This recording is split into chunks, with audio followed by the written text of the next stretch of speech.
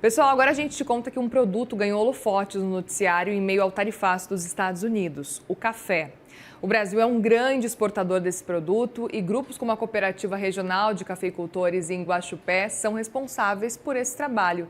A gente vai conversar agora ao vivo com Carlos Augusto, presidente da Coopé, a maior exportadora de café arábica do Brasil.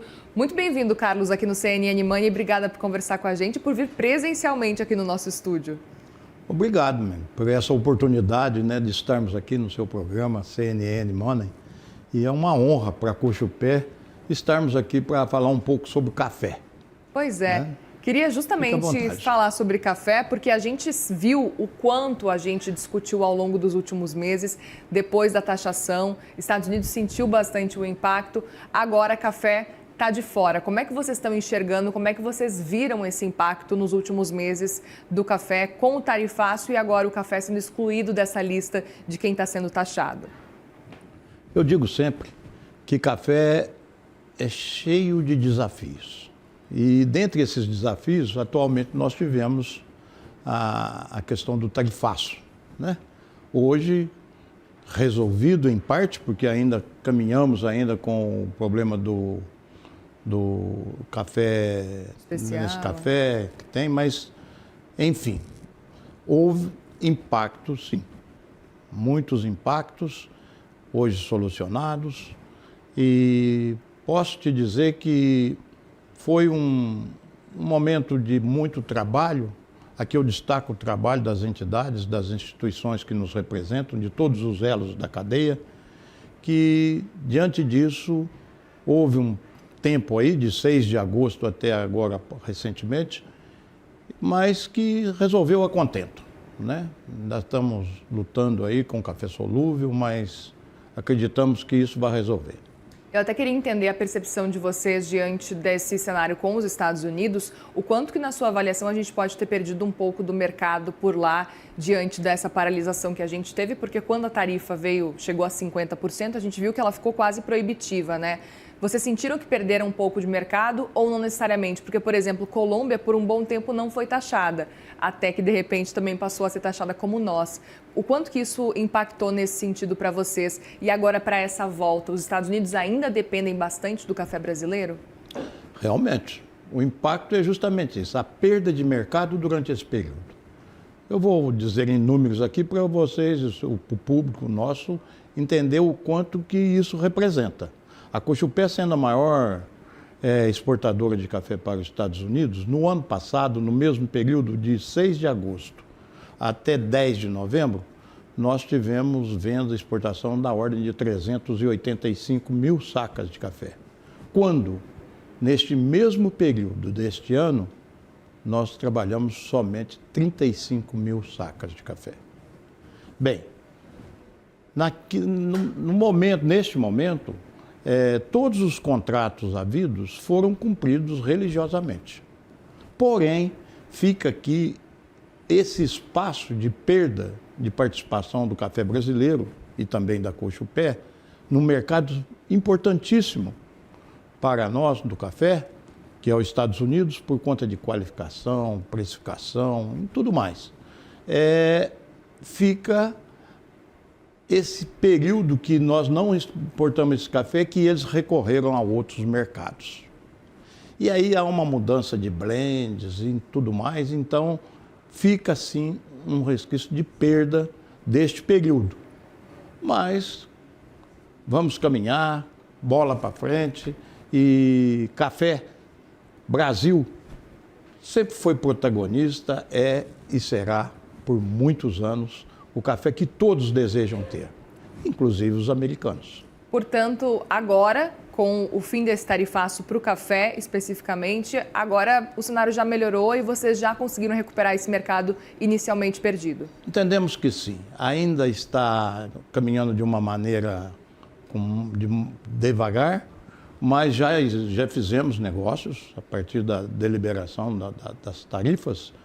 A Coopé já tem participado no mercado americano, não com a velocidade que vinham antes desse impacto, mas com certeza nós voltaremos a ser o grande player de café para os Estados Unidos. E eu aproveito para perguntar, inclusive, qual é o maior desafio para 2026? A gente pode falar para o café especificamente uma falta de previsibilidade ou até uma pressão nos custos na sua avaliação, Carlos? Ainda podemos dizer que continua sendo a questão climática. O clima é que faz com que esses cafés estão sendo precificados nesses preços.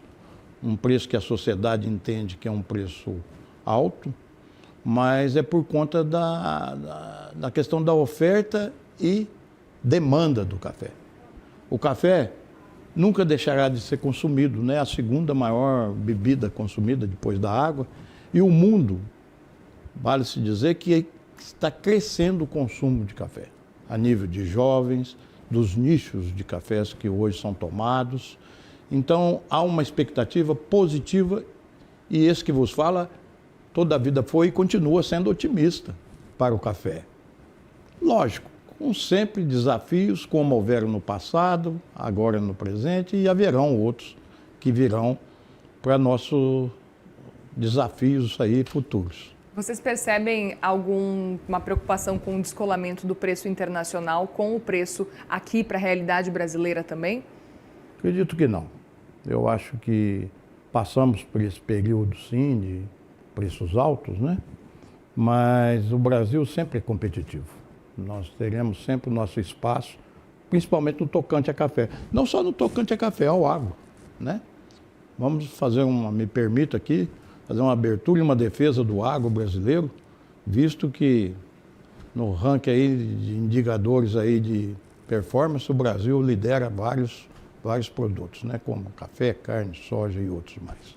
Agora, Carlos, olhando ainda para esse cenário, eu queria entender, diante do que a gente está acompanhando, o que a gente pode esperar em termos de preços de café? Porque a gente viu, quando aconteceu o tarifaço, parece que os preços diminuíram um pouquinho.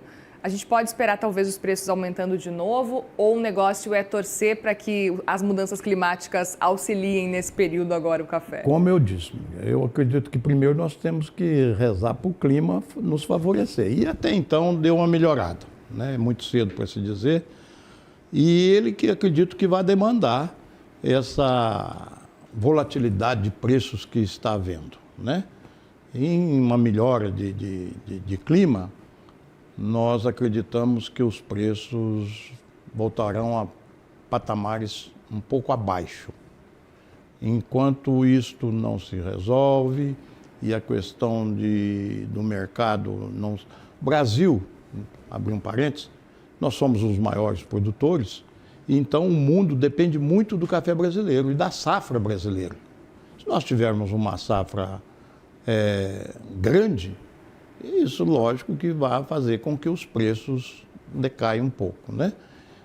Mas, atualmente, a safra que vem, até agora, nós estimamos que seja uma safra melhor do que foi a passada, não uma safra muito grande, de maneira nenhuma, porque café não se recupera em um ano. Então, face a isso, o mercado ainda deve permanecer um pouco nesses patamares. E, dificilmente, alguém vai te dizer qual será o preço futuro. Eu não tenho essa capacidade e tenho responsabilidade para não errar aqui e levar o nosso consumidor a um erro de consumo de café. Mas faço votos que continuem tomando café, né? É isso.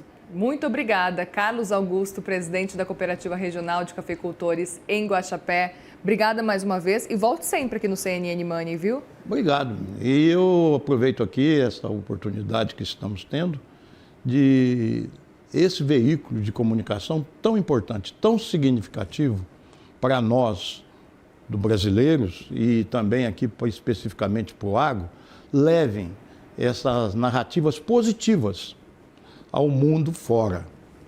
Hoje, às vezes, nós somos taxados por narrativas negativas e o negativismo não cabe em lugar nenhum. Então, eu entendo que quero aqui agradecer a toda a direção da CNN por conta de que abre um espaço para o agro, especificamente no meu caso para o café, fantástico de levar essas mensagens mundo afora para dizer e evidenciar os atos praticados aqui no Brasil. Às vezes nós somos confundidos, e às vezes até mesmo por parte da mídia brasileira, que por falta de conhecimento pode não ter o entendimento do que representa esse agro do Brasil para o mundo, em questão de alimentação, questão do café, né? Sendo o maior produtor.